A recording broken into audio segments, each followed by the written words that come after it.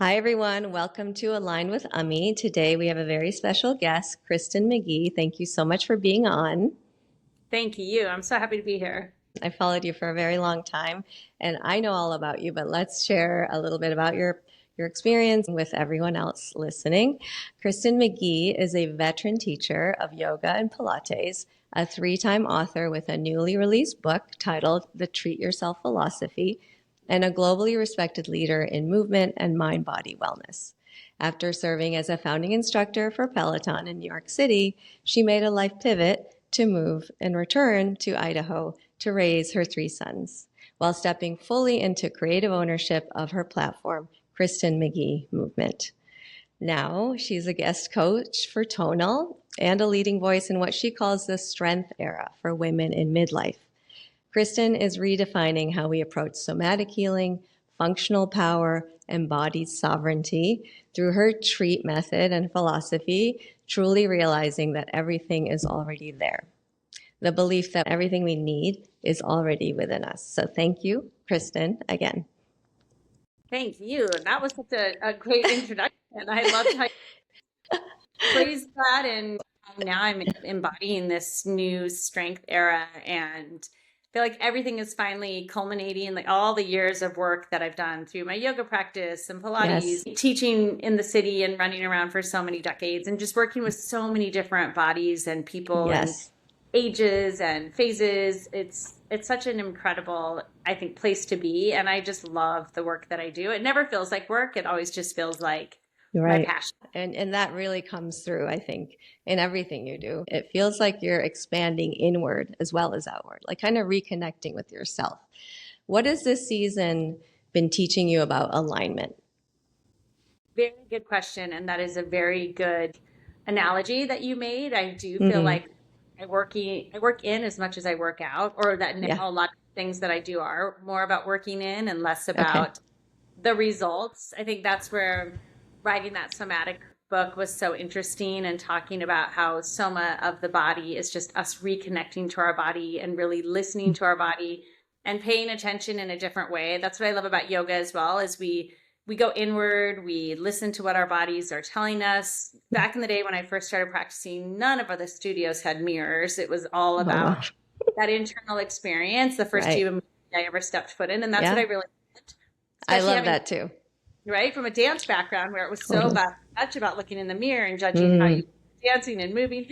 So I think that I am at this stage in my life too, where I just notice how important it is for me to be more interested in the process and less worried about any sort of end result. Now it's this time to just really be fully in the moment and enjoy life, because we have such limited time here on earth. Not to sound morbid, as you start to get older, you start to realize that, and you're like, oh, I really want to be as healthy as I can be for my children and my loved ones for as long as I possibly can. Yes. And also thriving, right? We're not just, I think that's what's so interesting about this whole longevity component right now. I don't think it's about maximizing our lifespan, how long we live. We all want to live to be a certain age, but it's more about having a really excellent, fulfilled life and being able to do what we want to do as we age. Absolutely. Yeah, we're training ourselves for that later part of life, right? I mean, you want to be able to put the carry-on in the luggage compartment, or like go travel, or like pick up your grandkids if you have them, right? It's such a different perspective, I think, that a lot of people are getting to, and you're also talking about it in your book. You've been so successful with writing. I know this is your third book. What did you have to unlearn about some of the success you've had writing books to create the treat method? Very different and challenging for me with this book, because the first two books felt more like a how-to instruct. My first book, especially chair yoga, was, I would say, time-consuming. It's a very long process to sit and put all of your thoughts on paper and then edit and go back and read and all of that. So, but writing chair yoga was very like in my wheelhouse. I know how to talk about postures and alignment and create sequences, and we broke it down by body parts, so you could do all the stuff for your upper body and for your face and your mid back and for your legs. So it was more of like teaching a class, breaking it down and going step by step.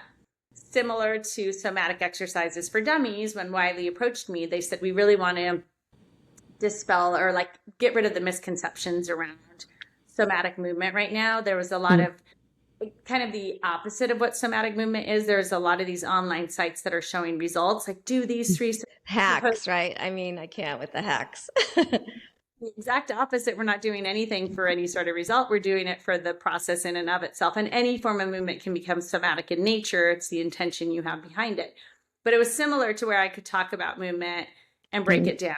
And then with the treat yourself philosophy, it was a lot personal. It was a lot of more vulnerability and being able to say, share some pieces of my life when I wasn't treating myself so great, for instance, or what I have to discover along the way. What I'm sharing in the book are still lessons that I'm actually trying to learn and implement myself. Sometimes I feel like as a yoga teacher or as a teacher, what I'm saying is actually what I'm trying to, bring into my own life. It's like it's a little outside of me. And so it was harder just to have to write more from the heart and more about my personal experiences and ways to empower people in a different way, not just movement, but also in so many different aspects of their lives.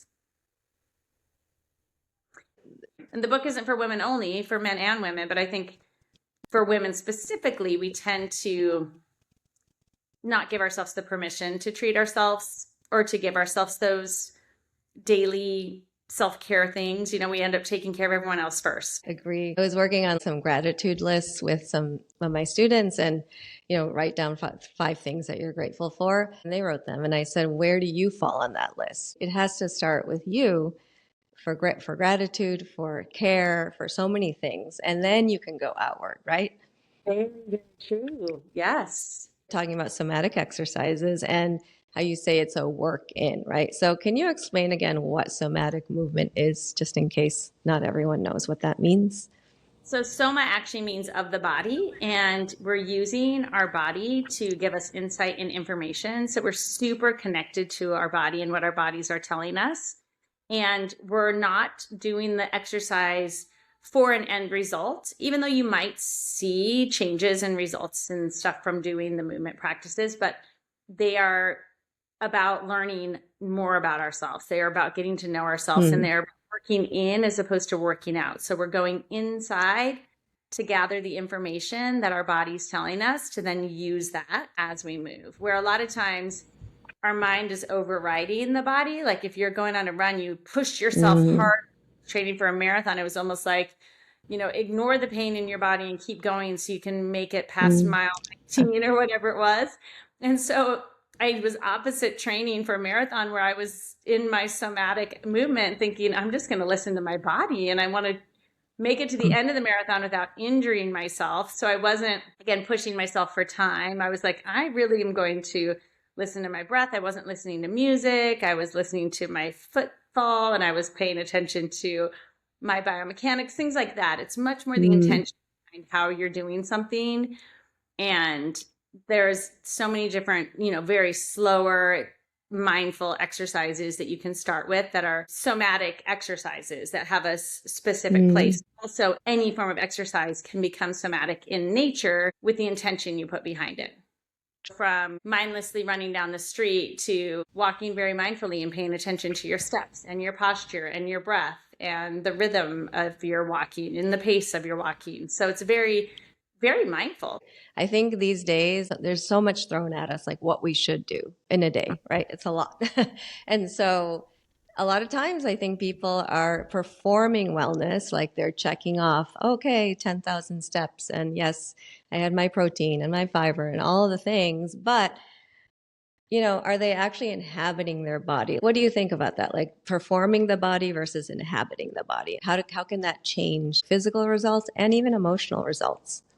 So well put and so true, because even with all of these trackable, wearable devices now, I almost feel like people are just ticking the box and they're looking at the device to tell them what they could just naturally be feeling. I don't need an Aura ring to tell me how well I slept, because I could wake up in the morning and know whether I slept well. But I want data that tells me when I got into the deep REM and all of that. Like, that's fine. And it's kind of cool to geek out on some of the different data that these tools can give you. But really at the end of the day, if you just listen to your body, it knows what it needs and it will tell you what it needs and it gives you the insight that it needs. And I think sometimes we get so disconnected from just listening to what our body needs when we start to look at all of these devices that are telling us, oh, I didn't get my 10K steps in today. But, you know, my body will tell me if I've been sitting too long. I naturally will just and move and walk around the house, or, you know, walk up some of the stairs, or take a little quick walk around the block. I think that's the kind of stuff that starts to become more second nature and natural when you're in touch with your body. You don't need a device to tell you, oh, you didn't get your steps in today, go walk now. I think often you'll just becomes more of a lifestyle. A lot of it is trusting. Yes. And it doesn't have to be so set in stone, right? It's like if you got 8,000 steps one day and 12,000 steps the next day or two, it's like, again, I think we get too caught up in the numbers. And there's days I'll notice, even with my boys, like one of my sons didn't want dinner the other night, and I'm not going to force him to eat dinner. He just wasn't hungry. And I think we stopped doing that as adults. It's like, oh, it's dinner time, we have to eat dinner. Or, oh, it's go get my 10K steps in now. It's like, well, no, just make sure that you get daily movement in. Yes, I agree with that. If you could offer one simple somatic reset, if you have stress that you've been holding or emotion and old emotions that you want to release, is there something that you could offer? A simple somatic reset. Yes. Well, one somatic reset that I absolutely love, super, super simple, is just a neck check. Because what we were just talking about is our heads getting in front of us, or our our heads, leading with our thoughts. Lots of forward head syndrome these days. And it's just as simple with your index finger. Bring your chin back in space. Get your head over your heart over your hips. And all of a sudden, you're in that alignment. Your breath is freer. Your posture's in a good place. It's all of a sudden, you just feel like, oh, there I am. It's that alignment that I'm looking for. It's that connection between the mind and the body and the breath that I need. But if we're here, breath gets cut off, our shoulders get rounded forward, this like forward head kind of slouched forward, depressed mood, as opposed to this like just being in the moment, just breathing, just staying centered. Such an easy thing to do anywhere, anytime. And then I love this whole idea of our bodies storing emotions that we don't always have time to process. And so certain things like hip openers, I think, are very valuable because our hips tend to really be like the basement of our house where we store a lot of that trapped energy.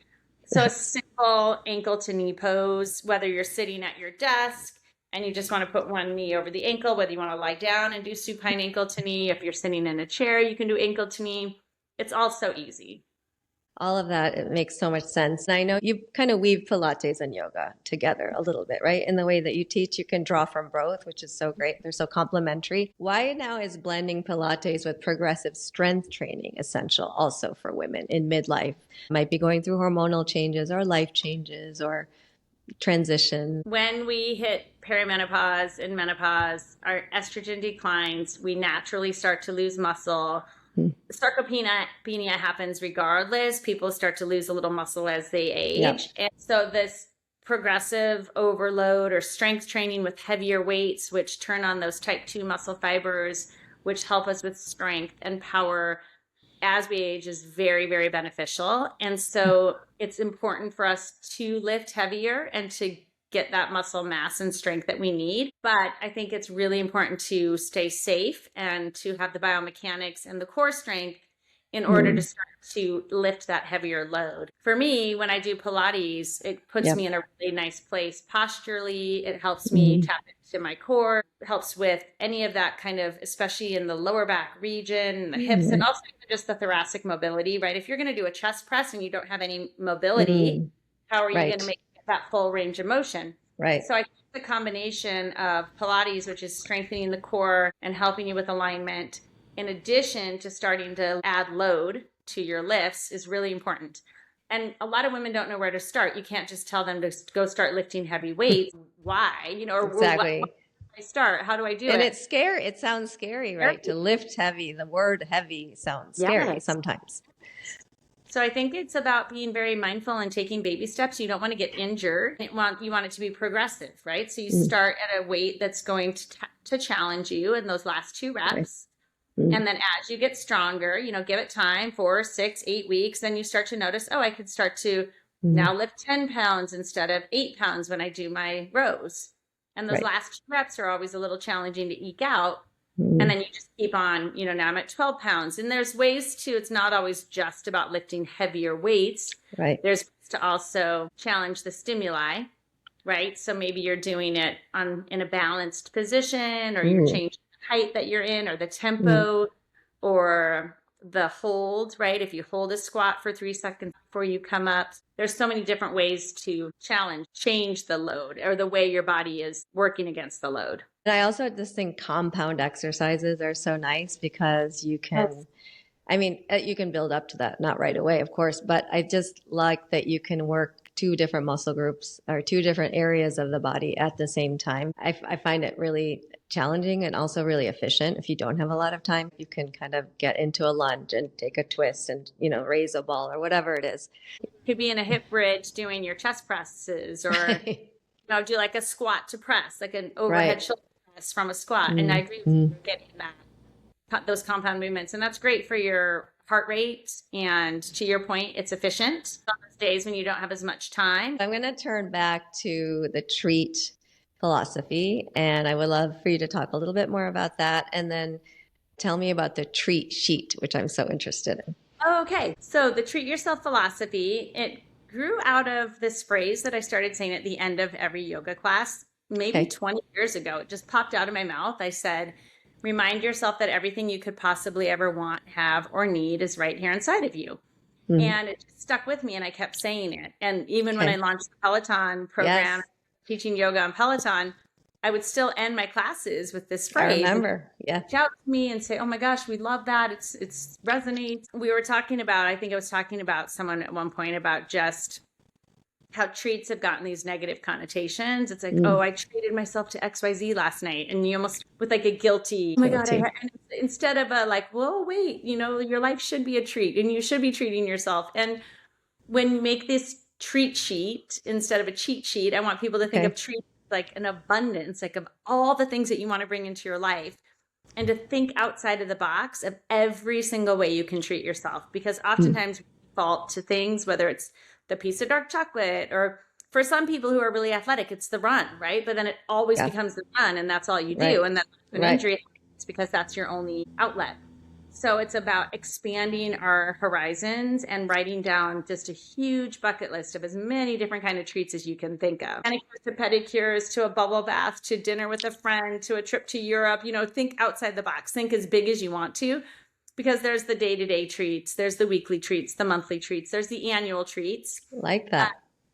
The treats that we can build up to. And whether you want to say you want to go to France and it's on your bucket list, it doesn't mean you can't bring little pieces of the French life into your days you're leading up to it. You could treat yourself to one morning at a cafe with a cup of coffee, just those little things that are so different than what we're used to doing. And so the TREAT acronym is the truly realizing everything is already there. So you're getting to know yourself better, especially if you take all the guilt away. So if you're just like, I really want to treat myself to the biggest piece of chocolate molten lava cake in the world, and you just, then you get insight, because you might be like, oh, that wasn't as like great a treat as I wanted it was going to be, which is great. You're like, oh, okay. I thought what was forbidden or off limits, once I finally treated myself to it, either it's like, yes, that's awesome, and I definitely want that, but maybe it's a once a month thing, or it's one of those things where it's like, oh, that was a so-so treat. Or even if you see people on Instagram who you think you should be wearing the red light or doing the facials, and you get those, and then you're like,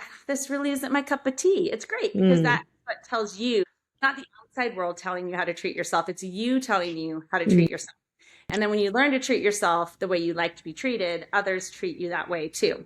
Oh, I love that. That's like an energy shift, right? Because it's a mindset shift probably first, and then the energy that you carry within you, you're obviously emitting that externally. I love that idea so much. I mean, you've kind of been espousing this for a long time. Anyway, now you put it into a book. Anyone that's been working with you in this idea of the treat sheet and treat itself, what kind of feedback have you gotten? And what are people saying, like when they try this out, like in real life? I think at first find it harder than they realize, because you're like, oh, I can treat myself to something every single day. And then there's a lot of people by the end of the day, they're like, oh my gosh, I haven't given myself a treat. I haven't done one good thing for myself today. Well, I fed the kids, I've gotten them to school, I went to work, I did this, I did that. And then the next thing you know, you're again at the end of your list. So it's like when you have to prioritize yourself, and you have to make sure for 30 days that you're giving yourself a different kind of treat every day, it kind of starts to be a little challenging. You're like, oh gosh, what am I going to do today for myself? Because again, it makes you stop and actually do one thing for yourself every day. And it doesn't matter how big or small it is, even if it's just a 5-minute sit and read some of your book or whatever it is that you put on the sheet for that day. I think it's really an important way to start to prioritize yourself. Or still, like, it's hard for me when my treat almost every single day would be a yoga class or my yoga practice, or it's always something usually physical. So it's great when I have to say, okay, there's so many other aspects of my life that I could be paying attention to. I'm actually going to treat myself to a blowout today, which I used to feel guilty about. And then I finally joining the dry bar where you get like 2 blowouts a month, and it's such a great treat, and it's so worth it. And I always look forward to it. They give like a scalp massage add-on for the second time. So I'm like, why haven't I been doing this sooner? And why haven't I been treating myself? Right. Why not? It's like, not why, but why not? Right. To do this. Yes. Yes. I love that. I mean, I think the word guilty and feeling guilty, a lot of women carry that, perhaps. I don't know why, more so because we're caregivers. Even if you don't have children, you're probably taking care of your friend or a family member or whatever it is. But how do we shift away from that idea of feeling guilty to be able to treat ourselves? I think it comes with practice. I think it comes with practice. Yeah. And I think it comes with realizing that when you show up for yourself, you show up for others 10 times better. I think that we have to remind ourselves that there are so many times where I feel guilty if I have to lead the boys for a day to do something. Or if I even say to the kids, oh, give me 5 minutes, I just want to do X, Y, and Z. And then I'll do it. And then my cup is filled. And then I'm like fully on board with them, and I'm super mom. And then I remind myself, oh, thank goodness I did that. Yeah. I gave myself that extra practice just in the morning before I ran. And it's just, I think it's little things that you start to notice that you show up for others actually better when you treat yourself. When you give yourself that full attention that you need, because then you've given yourself the full attention, you can give others that same kind of care and quality attention and empathy. I agree with that so much. A lot of what I talk about in this podcast is about energy and awareness and alignment, but also protecting your energy, creating boundaries for yourself. And probably that goes along with what you're talking about too.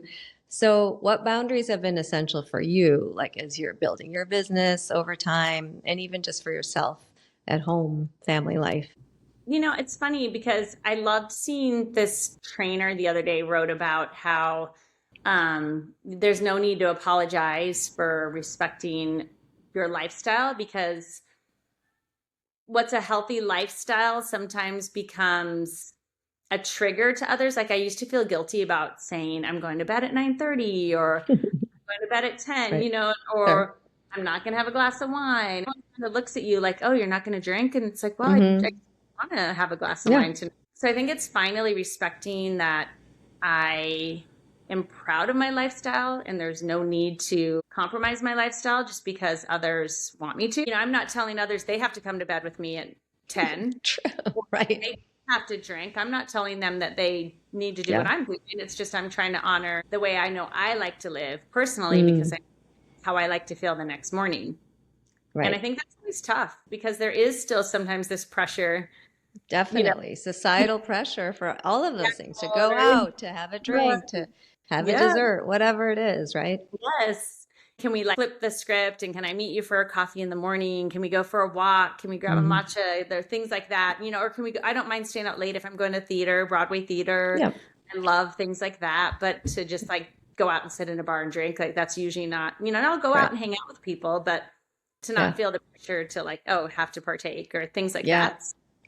I think that's been a good thing for me to realize. I've always kind of been that person, but it's now I feel a lot less again, guilty. And I feel like I can just step into my power and be like, this is who I am and this is what I like to do. Yeah, You know, I love that. And I think as we move through life, at least I've noticed that for myself, that I definitely just feel more like I can stand in my power to say the things that I want to say, the energy I want to protect, the boundaries I want to put up, and, just all of that. I think as you move through life, perhaps with more experience or more, time, whatever it is, that feels just more accessible now. And I think for not everyone it is, but the more we talk about it and the more we put it out there, I'd say, perhaps someone listening can think about that a little bit more and, maybe make these little shifts and little treats in life and make things happy.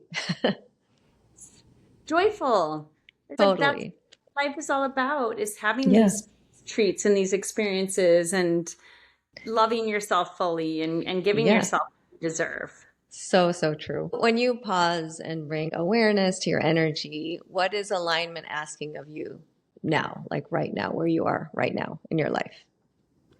Alignment is asking of me to just be patient and trust the process, to not be so hard on myself or to demand so much of myself. I'm a very big yes person, a little bit more discernment in certain areas, or just being able to know when I need to.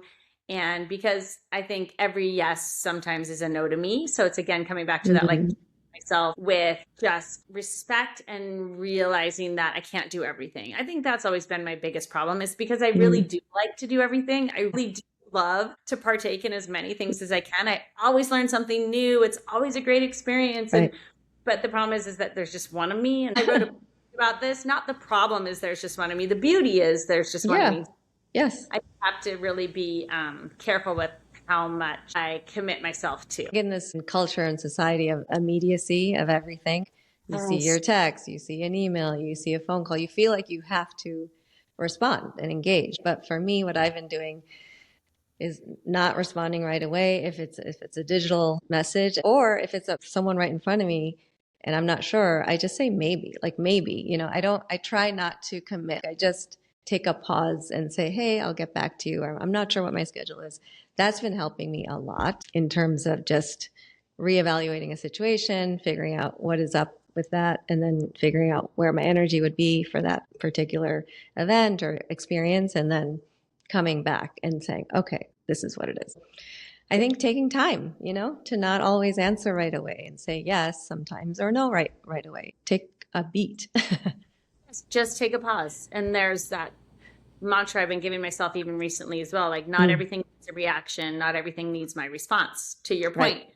I don't need to respond right away. And for some reason, we kind of feel like we need to. But it's perfectly fine to say, let me get back to you. Yeah. Love that so much. That's what you said. It gives you the beat to then say, okay, if I'm a traditional people pleaser and the first thing I say is yes every time. Right. So get back to you gives me a moment to say, okay, Kristen, can I actually do this? Do I actually do this? Right. Time to do this. And then you can go back and say, yeah, okay, or no, I'm sorry, it won't work. Agree on all of it. Anything more you want to share about your book or about Tonal or anything else? You're working on a lot of things. Well, Tonal is great. If anyone hasn't experienced Tonal. I have not.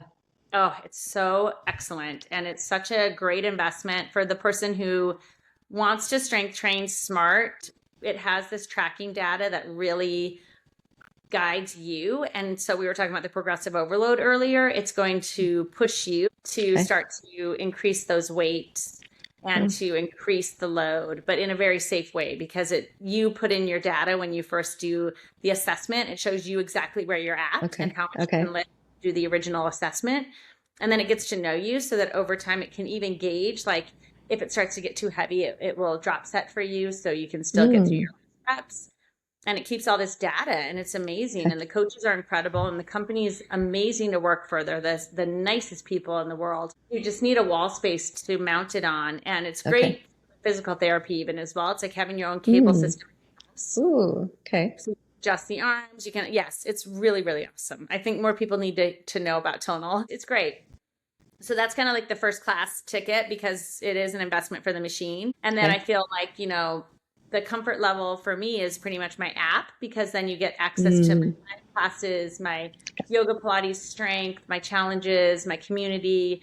And then I have my Substack, which I feel like is very accessible because it's free for everyone who wants to join. Read my letters. There is a paid version, but it's very inexpensive. And with the paid version, you get the community, and then you can jump into my live classes. So for people who just want to take a live class every now and then, and they don't want another app subscription, that's kind of a nice. We all have too many app subscriptions right now. Many apps, I know. That's why I'm like, I just want to give options for people so that they don't feel. Same with the app, my own app. I've just started creating bundles and packages. So if someone just wants to take the 21-day Pilates strength challenge, or say someone wants to take my diastasis program, it's a 21-day core program, they can just purchase that as a standalone. I find like that's really nice for people too.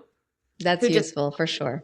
Just want to take this challenge or this 21-day series, or have these core classes at my home, or there's like a yoga program as well if you just want my classes. Okay, so that's called Kristen McGee Movement. Is that the name of the app? Yep, KristinMcGee.com. Yep. Well, thank you so much, Kristen, for everything, and really for reminding us that everything we need is already within. It's like an inside job, right? Yes. That's with the boys after school in the house being so full. I know. It's kind of nice. I haven't heard children playing in a while, so I like it. Really. Other ways people can connect with you, mostly through your website, the app. Yep, Instagram, Kristen McGee on Instagram, Substack, Kristen McGee, and yeah, that's it. Amazing. I'll put it all in the liner notes. And how you. can people buy your book? How can we get the book? Is it out there? Yes, it's also on my website. The links to all my books are on my website. Great. Or you can just go to Amazon. And I always appreciate if someone buys the book, if they leave a little review, if they liked it. I think that's always helpful. It's exciting. Again, it's always like, it's so nerve-wracking to put stuff out there, but it's also great when I get feedback that someone's like, oh, that really made a difference or made an impact. That's amazing. We would love to have you in Miami, so we'll figure that out somehow. That would be really, really nice. To everyone listening out there, one of my takeaways that I've gotten from our conversation today is that it's coming back to your body. Your body is not something to conquer, nor is your mind, but it's something to come home to. And you keep coming home to it again and again, and you learn more about yourself and you trust yourself. And I think that's such an amazing thing. And thank you for guiding us in that direction, Kristen. Beautiful. You have such a great way to work. Your body is not to conquer. It's something to come home to. I love that. Yeah, I love that too. We're using that a little bit in my own life. Well, thank you everyone for listening. Thank you, Kristen, again. This is Align with Ami. And as always, I'm here to support your energy, awareness, and alignment. You're so good at this.